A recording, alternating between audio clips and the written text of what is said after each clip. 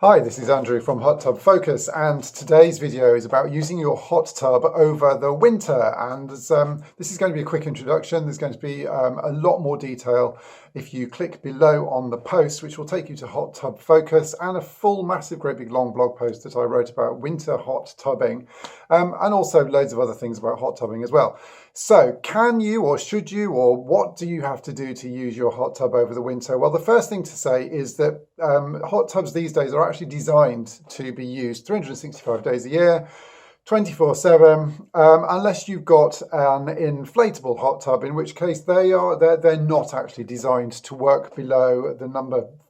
Fails me, it's gone out of my head, but they won't work in sub-zero temperatures basically, or even a little bit above freezing.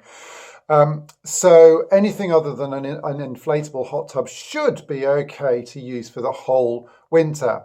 So the question is, well, why would you? And my first answer to that is, well, it's just actually a whole new dimension to using your hot tub. Okay, it's lovely in the sunshine, and I'm looking out of the window in front sort of here. It's a lovely sunshiny day today, perfect for sitting in a hot tub, which is really, really nice. And that's the sort of predictable, warm, comforting thing to do. But actually going out in the snow, going out in the frost, going out on a dark winter's night, when your breath is hanging in the air, or it's totally starry above you and cloudless and frosty, and then submerging yourself into that lovely sort of hot, warm and bubbly, foamy water is it's amazing. It's a totally different sort of experience, particularly if you've got some twinkly lights going on and things like that. And that feeling of having your head really cold and your nose slightly cold and your body lovely and luxuriously warm is really, really invigorating and really exciting. And actually, there's no reason why you can't do that as frequently as you do in the summer. It's a great thing to do on a winter's evening. So I would highly recommend it. Now, the main issues with hot tubbing throughout the winter season are obviously freezing water, and the cost implications of whether your hot tub is just going to use oodles and oodles of electricity to keep the temperature up. And there's a few things that you can do to minimize that. Again, there's lots of detail in the blog post, but just the main thing, or the top sort of thing really, is to make sure that you have a really good quality hot tub cover. It's the first line of defense really from your hot tub losing air, losing warm air and warmth, and the temperature going down and your electricity bill basically going up. You need to have a good, really thick, good quality hot tub cover.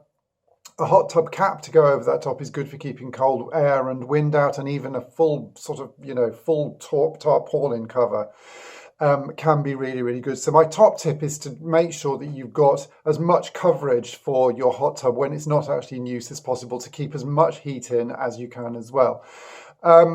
The other thing that will make this a lot better is if you have a good high quality hot tub anyway that is really well insulated and is extremely thermally efficient. If you don't and you have an older hot tub, then there are ways of improving its insulation relatively easily and cheaply, and there's a blog post linked to from in the blog post below about that.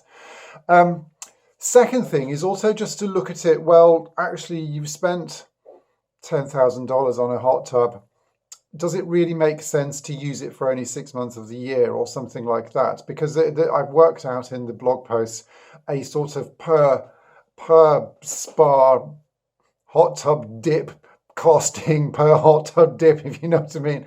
And I can't remember the exact figures without reading it again, but it's something like $4 per dip if you use it for half of the year, and obviously something like $2 a dip if you use it all year round and it lasts for 10 or 15 years or something. It sort of makes a lot more sense, if you're going to have a luxury item like a hot tub, to have the thing on all the time, to get your value for money out of it, and to use it 24/7 and 365 days a year, generally speaking.